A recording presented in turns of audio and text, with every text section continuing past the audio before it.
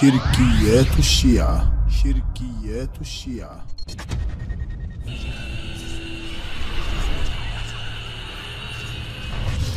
للإمام عليه السلام أو لا. خلي الإنسان ينظف قلبه، يطهر نفسه ويطهر روحه حتى يتوجه إلى الإمام عليه السلام.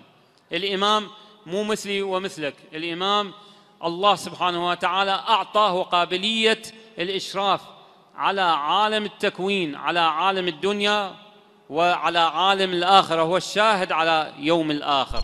الإشراف على عالم التكوين، على عالم الدنيا وعلى عالم الآخرة، هو الشاهد على يوم الآخر.